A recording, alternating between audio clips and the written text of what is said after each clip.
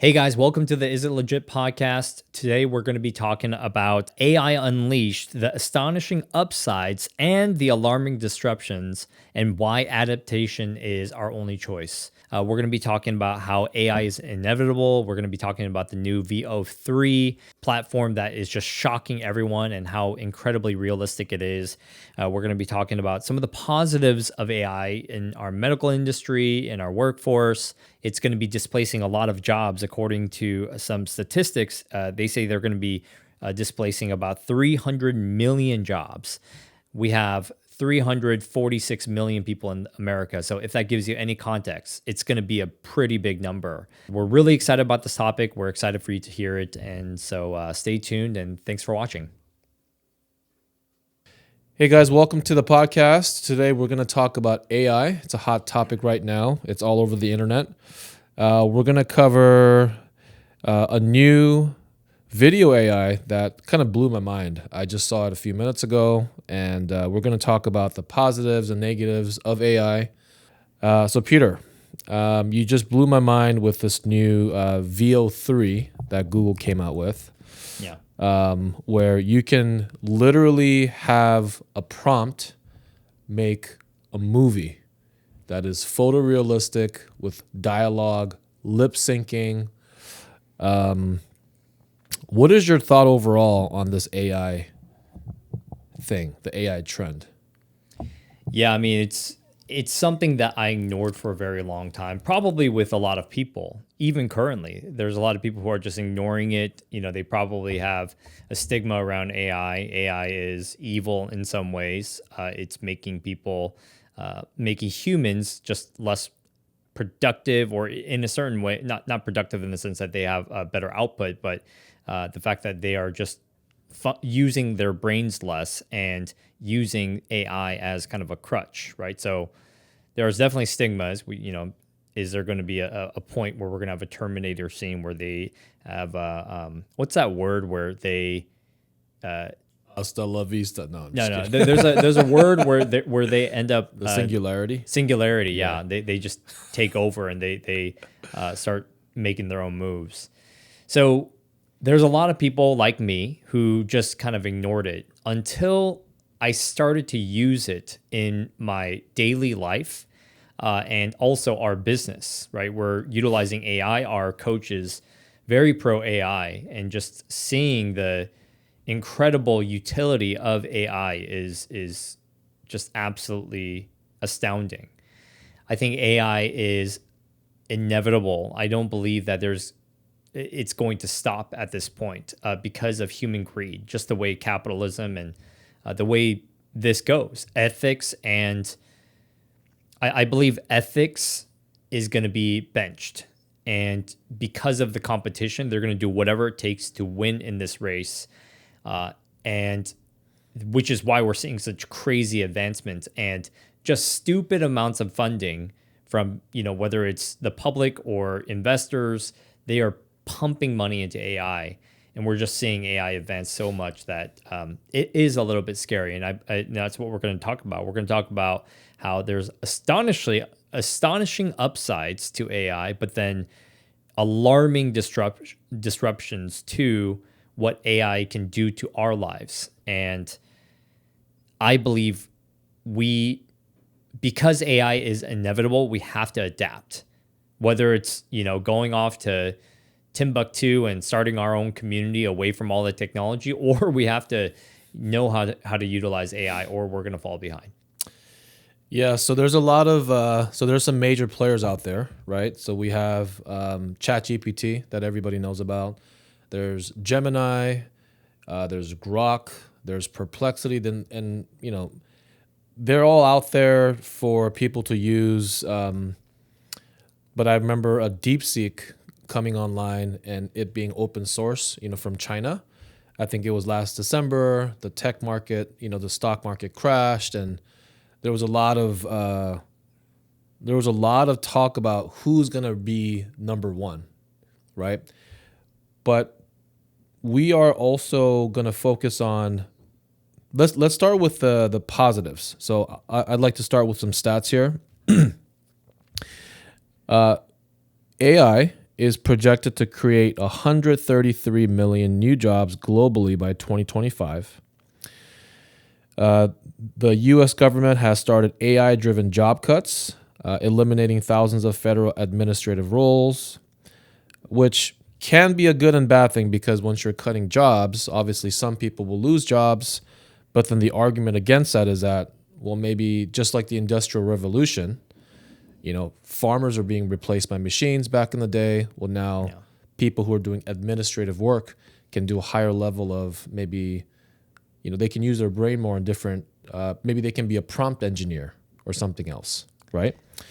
AI and machine learning are projected to reduce healthcare costs by $13 billion by 2025, which is this year, and I'm sure it's going to accelerate as time goes on.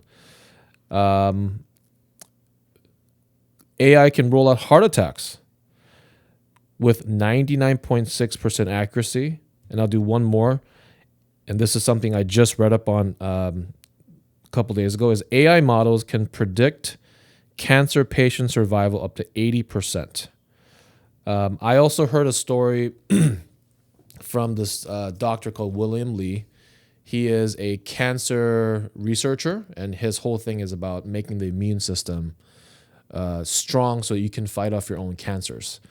And what he mentioned is that he is taking the DNA of cancerous cells in the body and having AI look through the tens of thousands of the DNA and creating like a counterattack on the damaged DNA to somehow make your immune system fight its own cancer.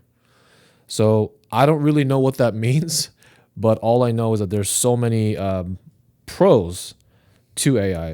Any other thoughts there?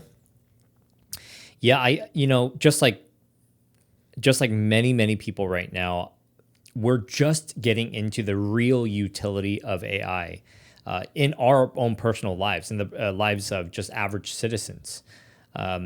We're seeing, obviously it benefit the medical industry. I think a lot of things were kind of, I think because there's a lot of people who are in tech, who understand tech. Like, we hear from the All In podcast, people who are deeply into tech and the investment of AI, who understood way before a lot of people saw it, how important AI is, and the reason why they just invested a crazy amount of money into AI, and why they're saying that it's going to be so disruptive in the lives of the average person. We are now seeing it actually affect the average person. So you're talking about medical, crazy amounts of medical improvements. I mean, we're talking 99.6% accuracy of predicting heart, problems, right?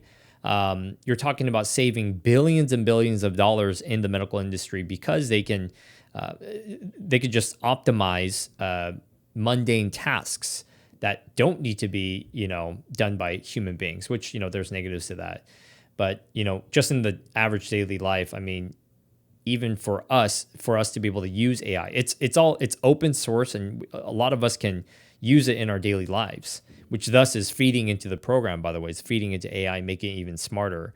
But we're starting to be able to use it, at least for me. I could use it for doing research. And that's the biggest utility for a lot of average people, is the utility of research. Like, I can go to Perplexity, which I think is one of the best platforms for research, and just ask it basic questions without knowing how to do all these prompts, and get some incredible answers.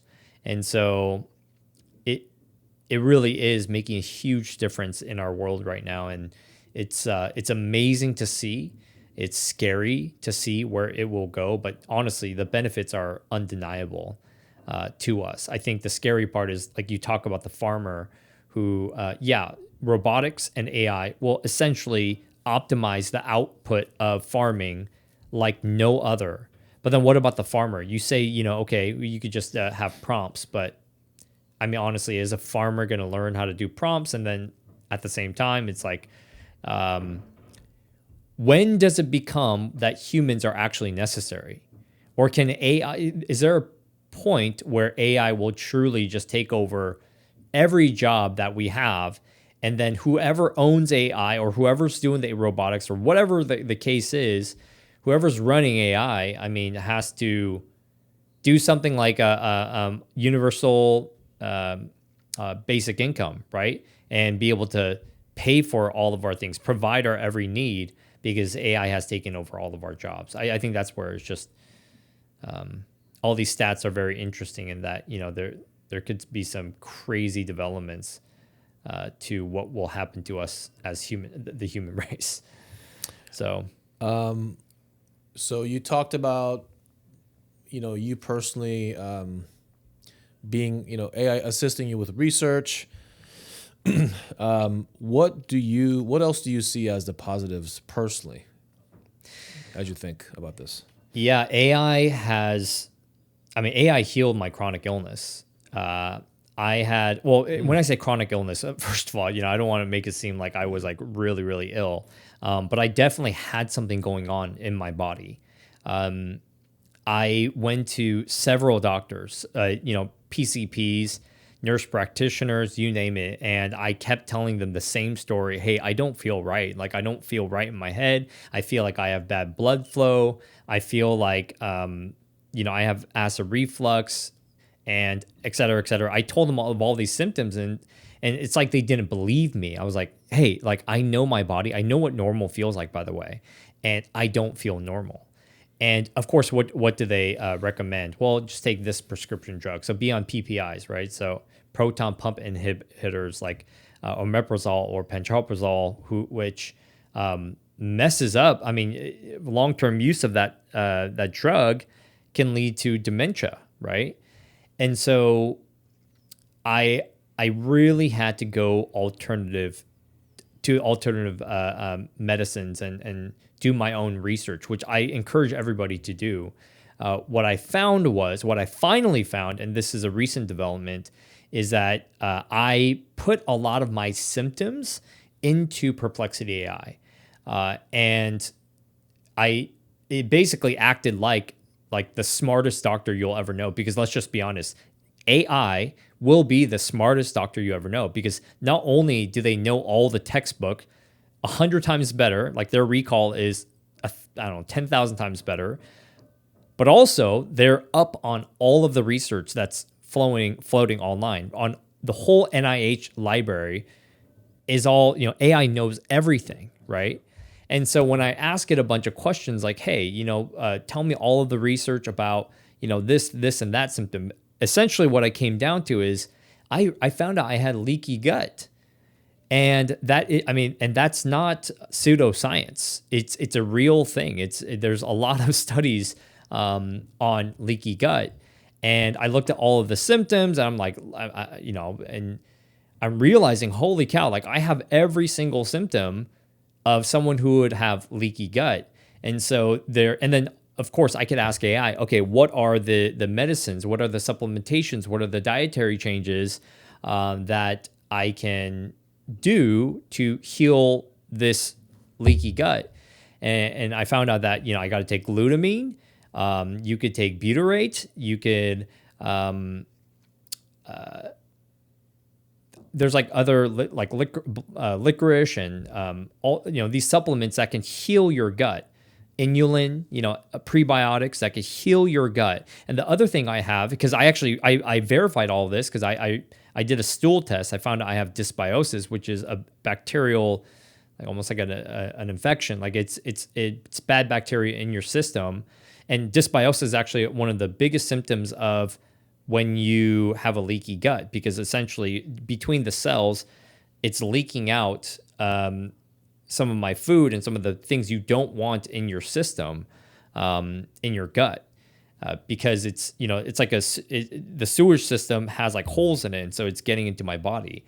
Anyway, I found out that, you know, I have a 10 on dysbiosis, and I eventually found out, like, okay, I have to take some probiotics to then heal that dysbiosis, along with many other things that I can take.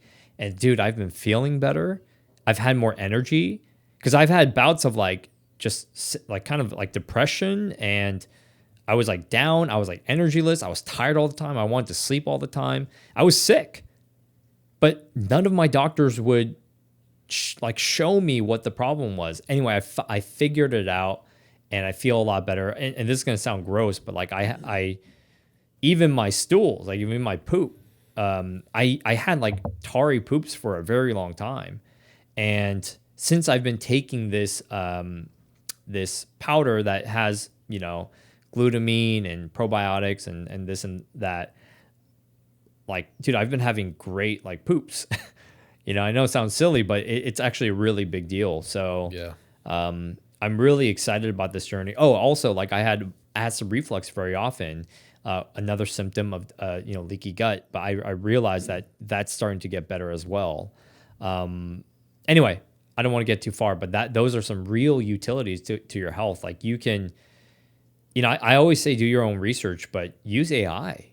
Figure it out with AI. Like tell them your symptoms and just kind of go down the rabbit hole of what it could be, based off research and see if you can figure out a solution. Yeah, I think even in our own business, we're talking to, we have a coach that hired an AI consultant, right, to pay this person some sum of money to figure out how to use all of these, they call it AI agents, to streamline different things. And I mean, let's face it, I think that people losing jobs will really elevate the lifestyle of the people who have to now do something different, something maybe more engaging with their brain, because the way that the way I see the trend, even in our business or even in the healthcare industry, is that you can basically teach AI to be another version of you, right? Because you can train AI to give people the kind of responses that you would give or the insights that you have, and you can input. Like one of the things that my wife talks about a lot is when she's a nurse practitioner. She'll look at a patient, look at the chart. She's processing all this stuff in her head, and then all of a sudden, like a weird insight will come. And then she says, well, I think you have to go to the hospital, the ER, the emergency room. And this person's like, well, I feel fine and everything's okay. And then I've heard stories where as soon as they enter the ER, they have like a heart attack or a stroke, right? And she's like, I just had this feeling. So I think if you have all of these intelligent, super capable people in an industry teach AI on how to think about a problem, it won't get tired. It won't have, well, we can talk about biases later, but hopefully it won't have any biases or a lot of biases. And it's just a machine that's like a perpetual assistant that helps you do all of these lower level tasks. Because I mean, I don't want to do data entry. I don't want to do all these mundane things. Like honestly, if I could have AI do my budget every month, because it knows how to categorize all my spending and different, categories, like that would be a great thing for me. And I would pay money for that. So I do think that there's a lot of interesting things, a lot of positives, utilities with AI. But as you know, there is also the other side, right?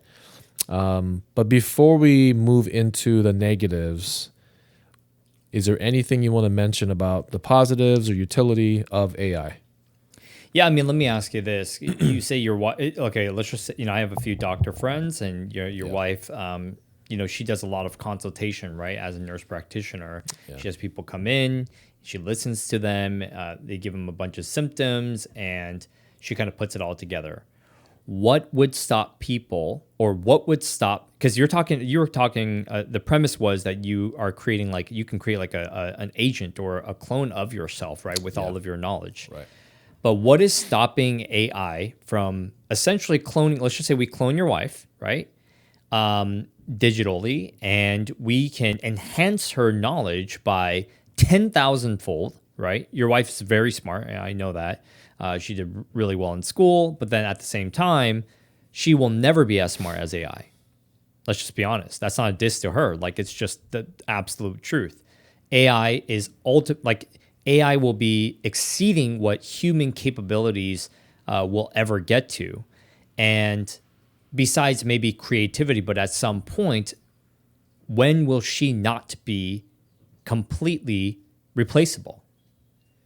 You know what I mean? Like, why not create an agent of Jessica 10,000% smarter that can, I mean, let's just be honest, it's all charting, right? So if a patient comes in, gives them all of the input, the data, right?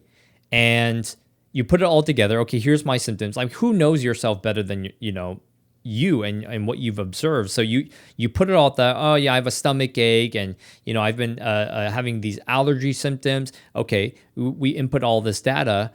AI bot Jessica, can you tell me, what is wrong with me, right? It inputs all your data. It'll never forget your data. It has all the charts. It has everything you input.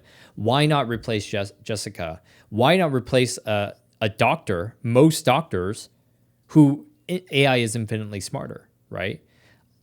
Even with us, we're real estate agents. We're professionals. Sure. Dude, we know a lot about real estate. We've experienced a lot. But will we ever be as smart as AI?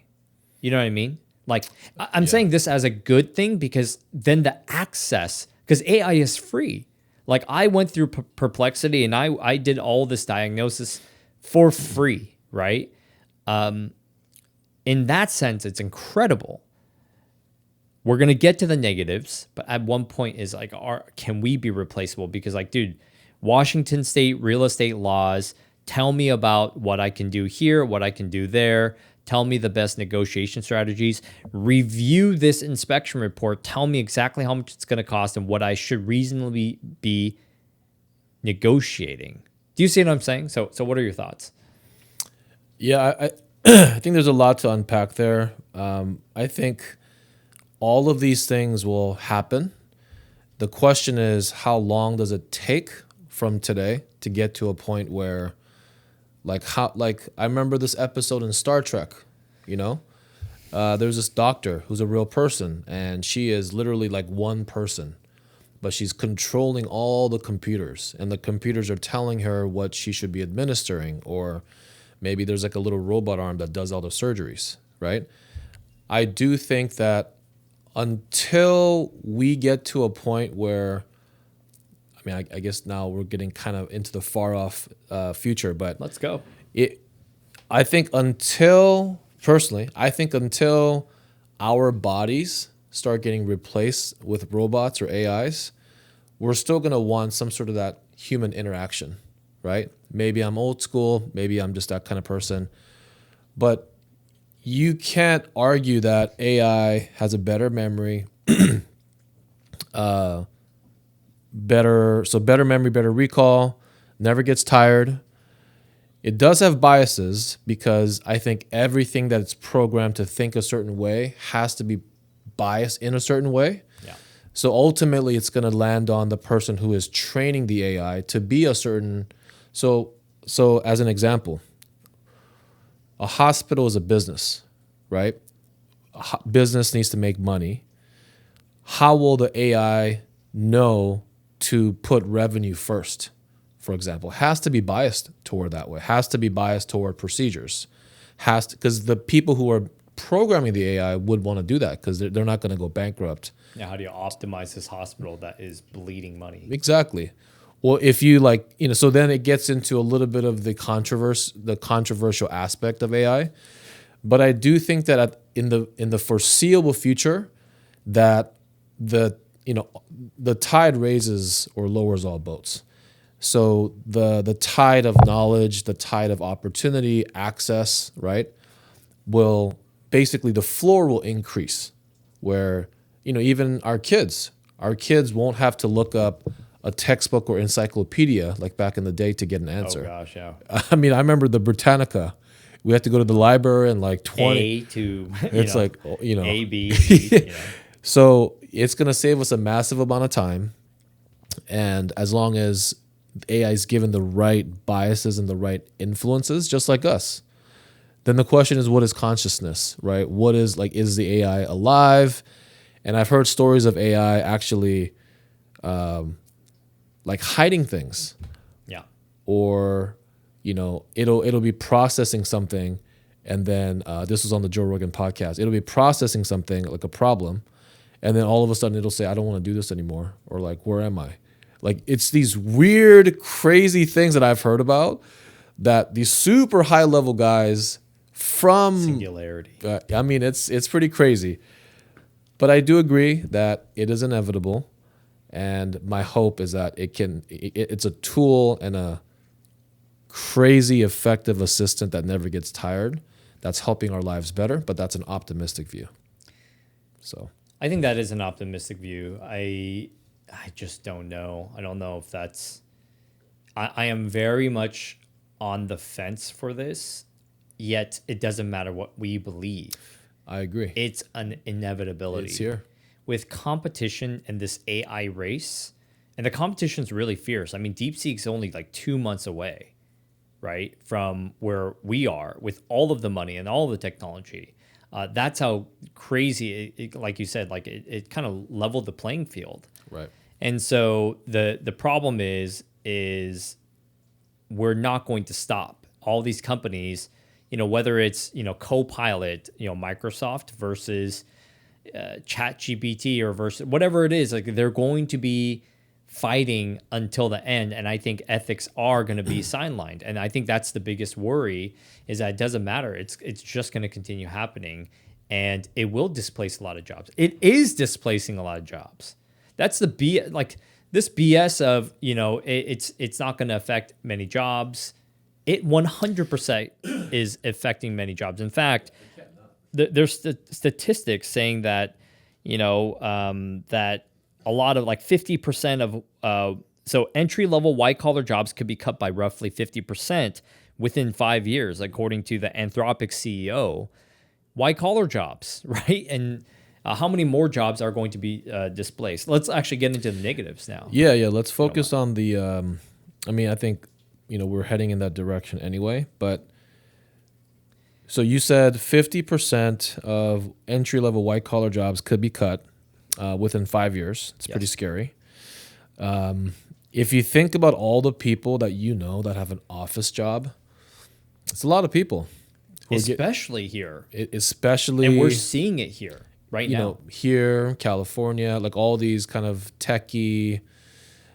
I mean, we have tech, aerospace, a lot of these things, hospital admin, right? There's a lot of people who sit and do things on the computer. Even nurses, because their jobs, there's actually a statistic saying that it's actually supposed to be the good part of the statistic, but they're saying that a lot of the nurse workload, because a lot of it is, mundane work, that's going to be reduced significantly. So then what's going to happen? Well, nurses get paid a decent amount of money. If we were going for profits, nurses get cut. I think for the short-term future, again, I think there's going to be more good than harm. But I think in the next, because the technology has come up so fast. So when you showed me that the VEO 3, I talked to you before the podcast started about how I saw there's this AI in the very beginning when videos were coming out, AI videos were coming out. There was this parody of Harry Potter, and there's all these series about what if Harry Potter was a bodybuilder, right? So there's a whole series about Harry Squatter, and there's all these videos that you could clearly tell are kind of fake but entertaining. Will Smith eating the spaghetti, and the spaghetti's all over his face. Yeah, it was really primitive back then. It was really weird. Totally it looked like a Picasso, in video. But now it's the shadows are perfect. Maybe not perfect. If you stare at it long enough, it's not perfect, but it's so realistic. The talking, the lips moving, the people reacting to each other. I think it's in the next 5 years, it is pretty scary where things are going. Wage declines and job losses disproportionately affecting lower wage and manual labor sectors. That's another scary one. Think about Amazon, the warehouse workers. Where are they going? They could all be replaced by robotics and AI. And they are they working will work way faster, way better, way more efficient, with less mistakes, and they will work around the clock. So there's an investor that I listen to a lot who is super heavy into humanoid robots. And Amazon. I think Elon Musk is taking a huge bet on humanoid robots. And I just saw a crazy demo of these two robots. I can't remember what company they're from, but there's these two robots standing next to a fridge, and there's a basket of groceries. And this one robot like takes the apple, looks at it, gives it to the other robot, and they start putting groceries away. I mean, so imagine. I mean, an immediate pro I can see is like our parents are getting older, right? What if you could buy a $25,000 humanoid robot that's going to be there for them 24/7 and help them walk and all these things? But then there's also like the whole Terminator thing, where are they going to be conscious and sentient, where they can just go off on their own? So there's a lot of uncertainty there. Have you looked into humanoid robots at all? So of course, I've been following Tesla's humanoids robots, and those are. I mean, it basically looks like iRobot, right? I think there is going to be some real utility, taking out groceries and whatnot. Helping someone cross the street, et cetera, et cetera. There's going to be some of those things. Chores, I think where the housework. huge utility is going to be in warehouses and in. Well, I'm gonna share with you about the ex-Uber CEO, but like I said, in warehouses, they're going to doing machine work, making cars, doing warehouse work, Amazon warehouses, which is a huge employer. I mean, I don't even, we have a huge, I don't know if you know, just right over here, they have a massive Amazon warehouse, a massive one, and they're all over the United States, and that's. Let's actually get into the statistics. AI threatens millions of jobs worldwide, with estimates of up to 300 million jobs at risk by 2025. By 2025, okay? And so, this is no joke, right? So you got warehouse jobs in the kitchen, the restaurant business. How many servers? How many chefs? How many, dishwashers, or how many blah, blah, blah, blah. There's it really is such a huge industry, right? Small businesses running these restaurants. Now, what is happening? Ex-Uber CEO is creating a company. It already has companies, 10,000 of these, in fact, where there's a kitchen, right? So they make food in these kitchens run by robots, okay, overseen by humans, but they're run by robots. They have these ingredients. They get the ingredients. They cook these meals. It's a nice, hot, warm meal. They put the warm meal into these lockers, and then the Uber delivery driver or whoever, right, Grubhub, they grab the food and they deliver it to someone's door. And this thing is getting bigger and bigger. I mean, these robots are making the food, and I've actually seen,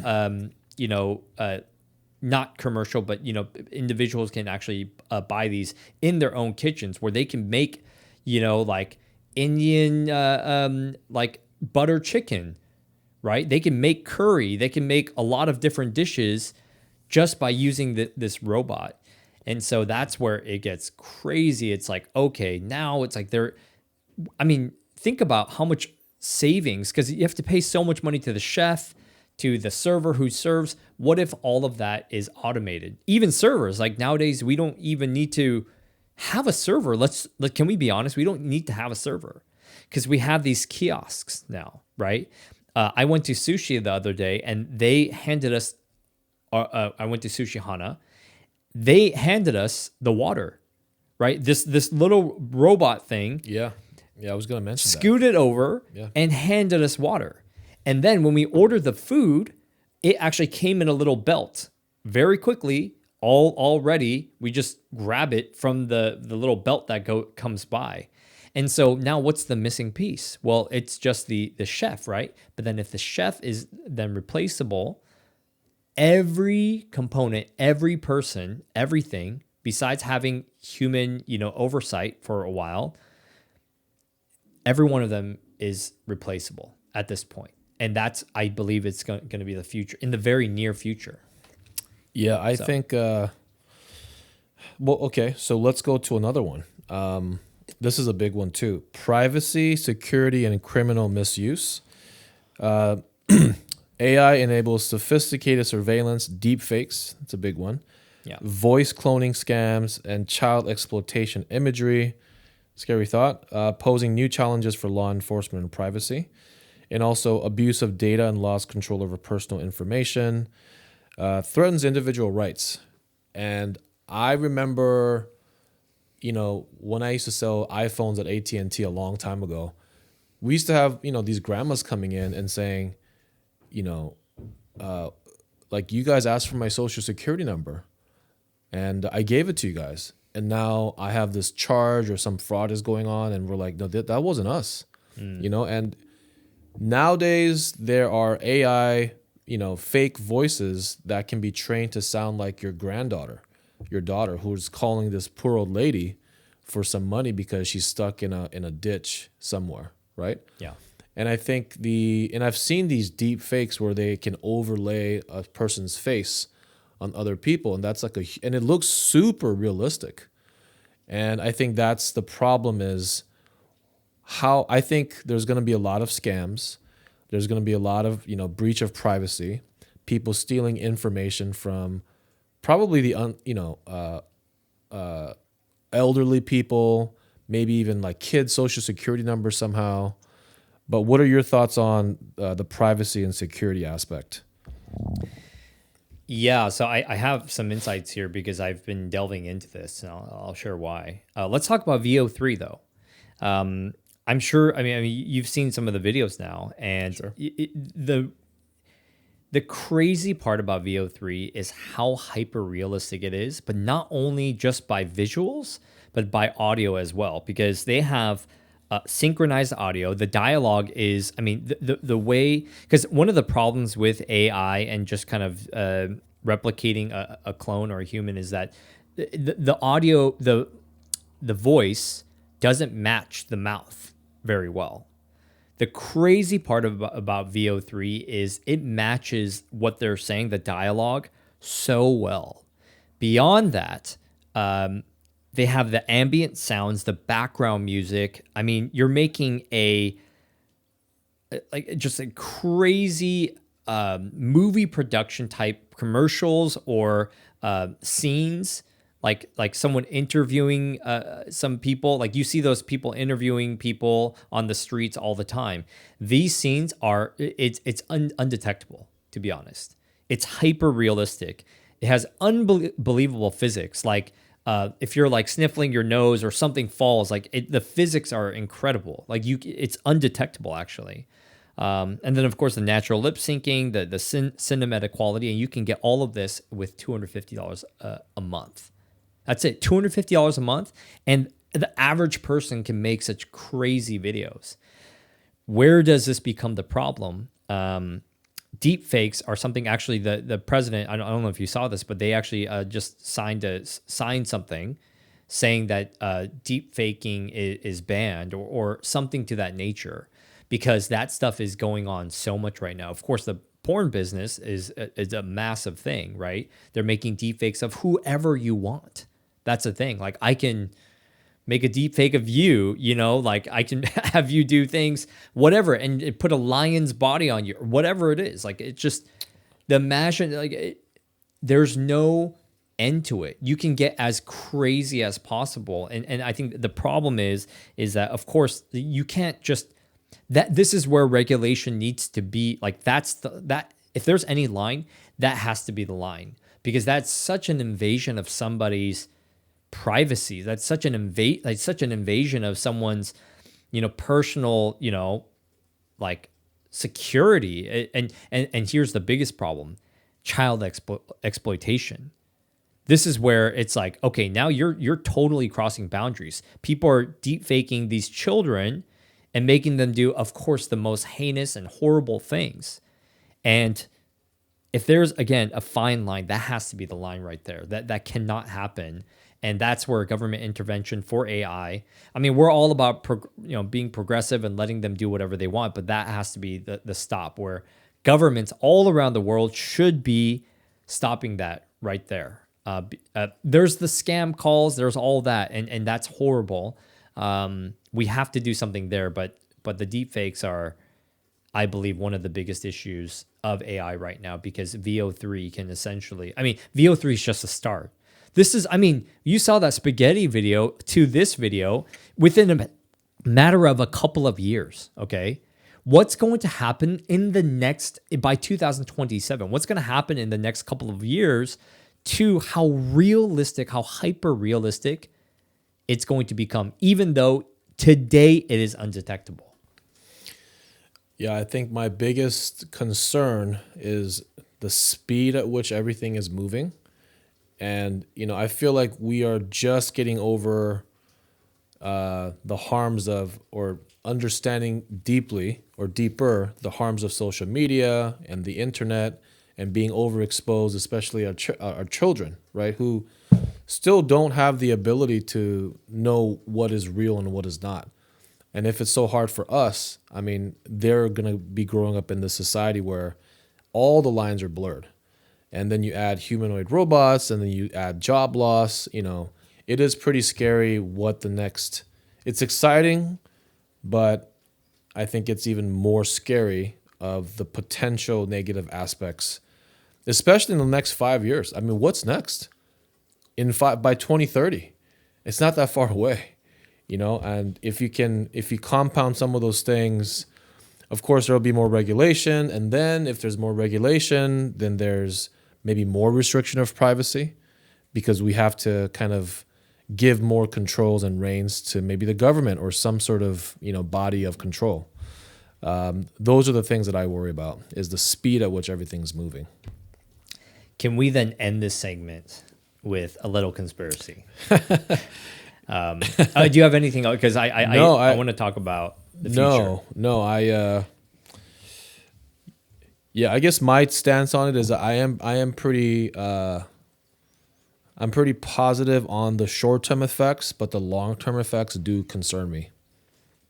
So, and the concerns are like job displacement, right? And I think it's just, maybe I sound so old saying this, but the world is moving very, very, very quickly into a huge, huge shift. And what we know and understand is to be real. And I think that if we're not careful, a lot of people can get hurt, just like social media is damaging children, or, the different things that it's affecting. And I do hope that I see more controls and more people helping to fight against that, but we'll see. I mean, we never know. So, yeah, why don't we actually end the segment or end this podcast with what can we do at this point? But I want to get into a little conspiracy here. And when I say conspiracy, just like predictions of where I think this is going to go based off everything I see. I believe anybody who is not utilizing AI will get left behind. They will not be with a job, or they will not, they won't be with a job. They won't bring any value. I mean, unless there's just companies out there that are so ethical that they're just willing to give a job, even though it is not optimal, which I just don't think most companies can survive in that way. I believe we're going to become obsolete in the value we bring to the marketplace. I believe in order for us to become relevant, to be able to bring any value, to be able to function in a society of just crazy amounts of intelligence and technology, I believe we're going to have symbiosis with technology, with AI. I think there's going to be a point, and you hear about this, but this is just my prediction. I believe there's going to be a moment where we're going to have to, fuse with AI to be able to process, to be able to think, to be able to function at a much higher, capacity than we as humans are able to. We could talk about, like replacing our arms with, bionic arms or legs to make us way more functional. There's that portion, which I think that's also coming.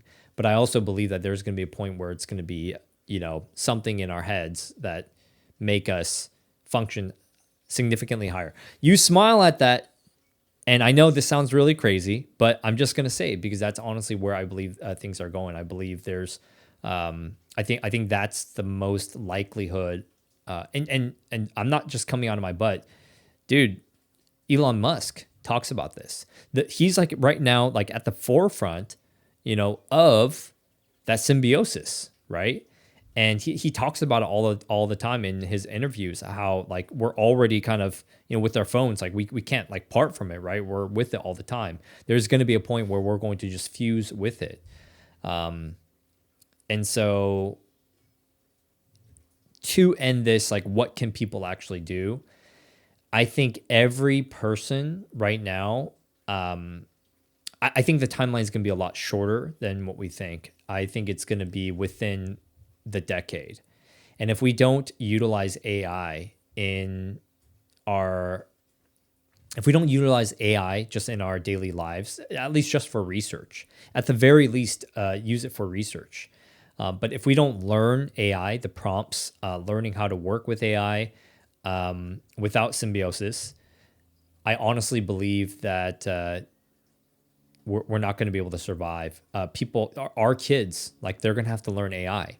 It's like trying to compete in a math competition with kids with a TI-86. A lot of you guys may not even know what a TI-86 is, but it's a very advanced calculator that came out in our time.